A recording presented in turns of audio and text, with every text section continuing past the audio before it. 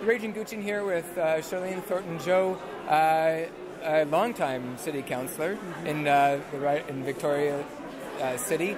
And, of course, with the upcoming municipal election, we're talking to councillors about animal issues in the community. I'm just wondering, well, first of all, what's your platform, Charlayne, just before we get started? Well, when I talk about my platform, I'm a strong believer about saying who I am as a person, because I bring who I am to all the decisions I make. And some of the things that I've been most focused on when it comes to council is the vibrancy of downtown. I'm a born and raised Victoria girl, so I love downtown. My parents are third generation, and I love Chinatown, which is the oldest in Canada, and where majority of my roots are and my heart is with the Chinese community. Yeah. But I've also been involved with a lot of homelessness issues and trying to find solutions for homelessness, mental illness, and addiction.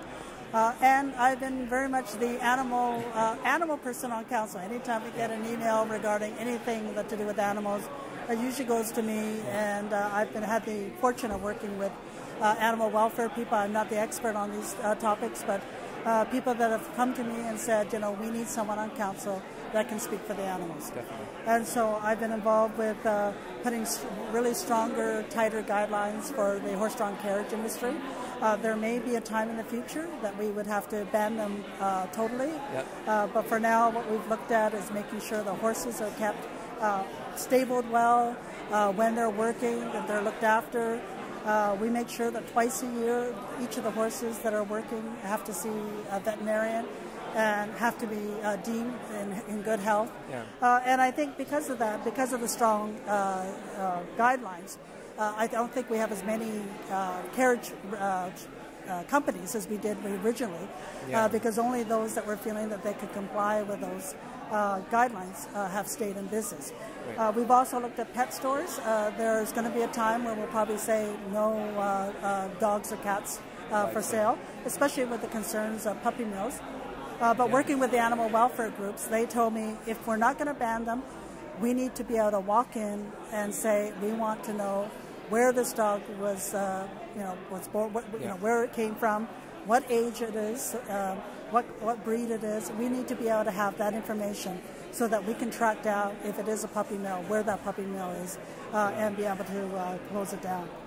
One of the frustrations I've had is a lot of dogs aren't sold through pet stores, but online and through classified ads. Definitely. So I've been working with some of the classified, so Use Victoria.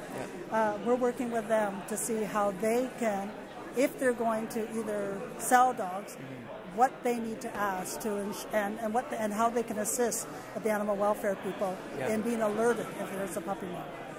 And also whether they can work with animal rescue agencies to mainly find homes for those dogs. Yeah, so fantastic. Very much involved with that. And I appreciate that. I appreciate all the work that you've done, and I know many animal advocates in the community really have looked to you as a leader in terms of animal issues when they come to council. It's my passion. And, my dog is definitely our family member. A controversial one, but I truly believe it, is I spoke very loudly against breed-specific legislation. The banning of certain breeds of dogs in our community, I still believe it's about responsible ownership, training, raising your dogs, that they don't come from puppy mills.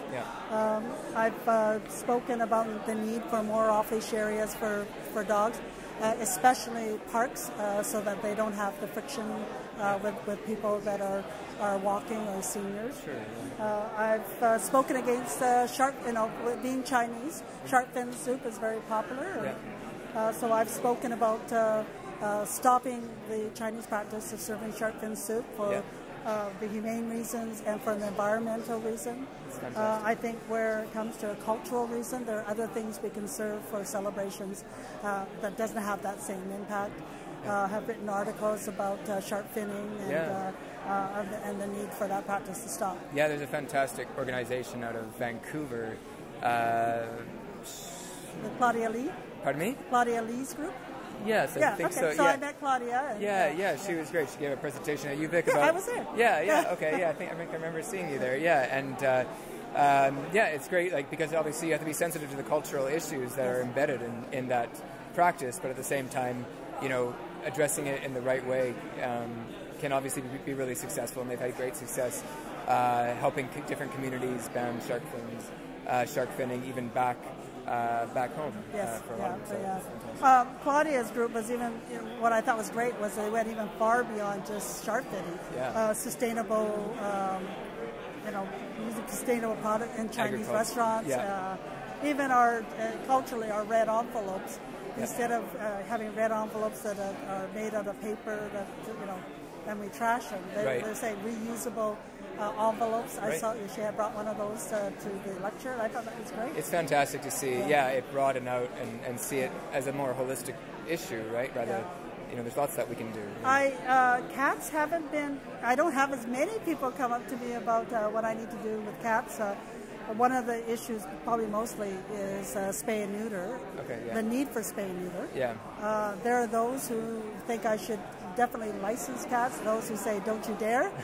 And so I haven't quite moved forward on a decision on that. But I am concerned about, I do agree the need for spay and neuter.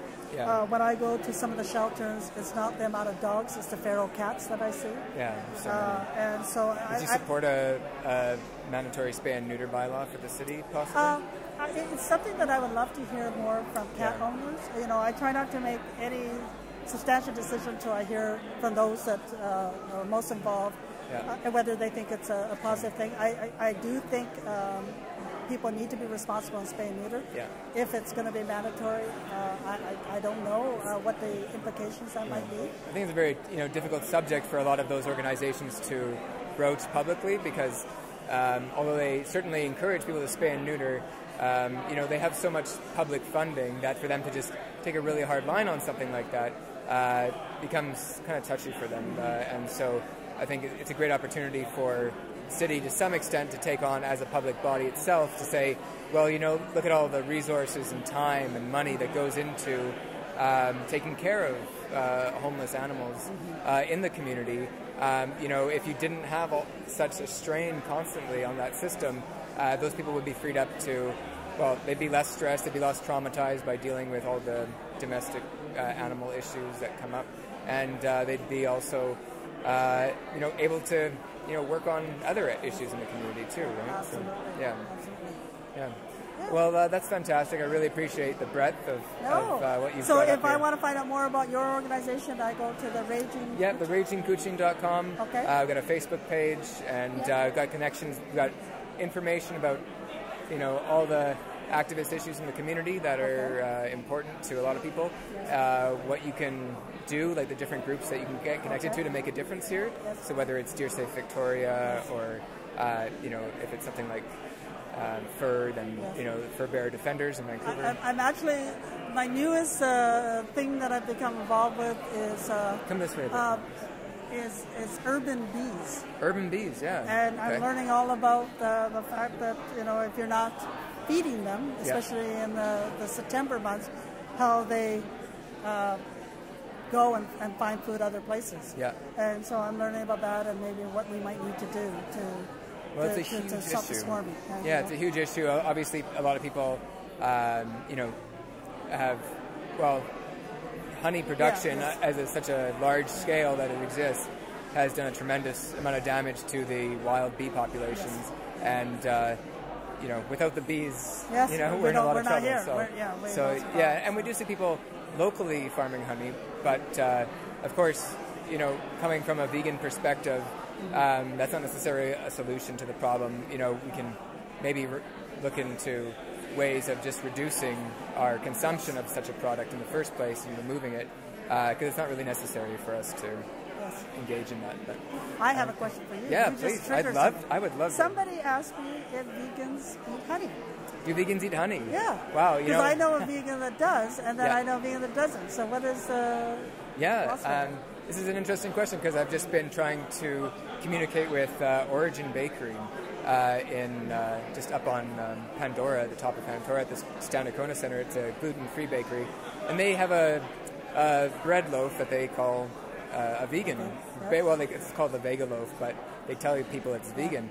But then it's got honey in it, and they don't often tell people it's got honey unless they actually inquire specifically. And for almost 90% 5% of vegans don't eat honey because generally the bees are smoked. Their chemicals are used to keep them active all the time, keep them producing as much as they can. Of course, genetically modified bees are often used, which has created huge problems all over the world with genetically modified bees taking over and killing out other populations and such. And so, being vegan just isn't about, stopping cruelty, but also recognizing how the, environmental consequences of our choices when it comes to food as well impact other animals and ourselves too. So, that's good to know. I've been wanting to ask that question, didn't know who to ask, and there you are. I know there are vegans that eat honey, but it's pretty rare, far between. All right. Great. Well, thank you so much for your time. Good luck, and hopefully we see you on council again. Yeah, I hope so. I think a lot of the animal welfare groups are saying they'd like me back on council because I'm a voice of the animals that maybe not all the other candidates are focused on. I definitely will. Okay. Nice Take to care. meet you.